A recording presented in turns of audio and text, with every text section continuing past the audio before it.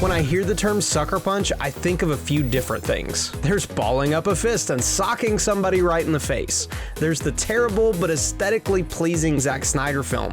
And finally, there's the studio that has brought us some absolutely incredible PlayStation games. My focus today is to talk about the latter, sorry Snyder fans, and dig back into what made this talented group of developers tick. Probably the funniest little factoid about Sucker Punch is they all actually met working at Microsoft, but working as software developers. Yep, you heard that right. A first-party Sony studio all got together while with the competition. Admittedly, this was several years before Xbox was a twinkle in Mark Whitten's eye, but it's still an amusing anecdote. Even funnier may be that the name Sucker Punch was chosen after being the only one co-founder Chris Zimmerman's wife told him not to pick. Silly stories aside, back in 1997, Brian Fleming, the aforementioned Zimmerman, Bruce Oberg, Daryl Plank, and Tom and Kathy Saxton grew tired of their mundane work at the Big M. They were all ready for something new, and they were all interested in starting a video game company. This was quite a step, as while most of them enjoyed video games, none of them really had worked on any besides some small-time side hustling. Even further was the fact that while they had plenty of experience with programming as a whole, these weren't artists or storytellers, things that may not have been as necessary during the growth of gaming back in the Nintendo 64 and original PlayStation games, but are essential to a game today. Speaking of the Nintendo 64, the first game the newly formed Sucker Punch team planned to make was going to be exclusive for that console. The reason for that? Well, PC and PlayStation had a much larger pool of teams working on projects for them. And if Sucker Punch made something for the 64 where there wasn't as much competition, they figured it might be able to get published. Sucker Punch was enamored with where 3D gaming was going, and after scrapping their first idea named Puzzle Factory, a game inspired by classic PC title Incredible Machine, they settled on a platformer based around a spunky little robot named Sprocket. Unfortunately, they met a bit of legal opposition during development, so the name would be changed over to Rocket Robot on Wheels. After pitching the game for a year, including to their eventual bosses in Sony who ended up passing on it, the best news ever would arrive when Ubisoft would become the publisher. Then, after pretty positive reviews, Sucker Punch at least knew they could make it in the industry, even if Rocket wasn't the biggest commercial success. This, of course, was only the start of their foray into action platformers, and they approached Sony again with our favorite animal thief, Sly Cooper.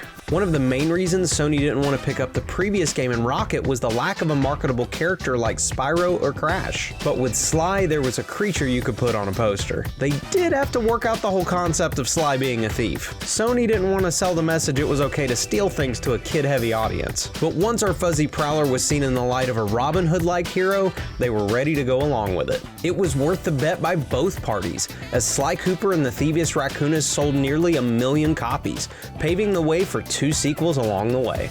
At this point, Sucker Punch also started getting the recognition we see teams like Naughty Dog and Insomniac getting. Being a PlayStation exclusive, and a great one at that, Sly Cooper cemented Sucker Punch in people's minds as something that belonged to PlayStation and was quality, even though they were a second-party developer for the brand. Part of that quality came from promoting Nate Fox, who did a little bit of the design on Rocket, and let him begin his meteoric rise by handling a lot more in the Sly series, building half the design and taking over writing halfway through. PlayStation and Sucker Punch had a fan favorite on their hands, and that work continued through Sly 3. But as the team got to the end of the trilogy, they felt the need to try something different. Just as the PlayStation teams before them had crafted Uncharted and Resistance after their more family-friendly outings, it was time for Sucker Punch to grow up.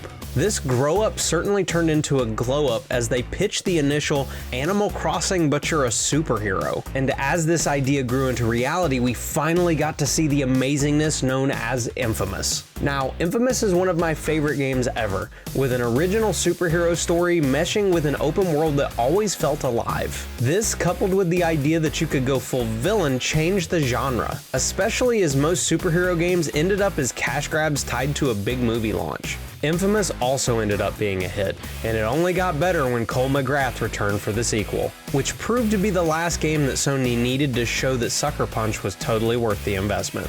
After working with the team for 10 years, it was finally time to tie the knot, and Sucker Punch officially became a part of the PlayStation family in August of 2011. This was followed up by the threequel and hopefully not final Infamous game, Second Son.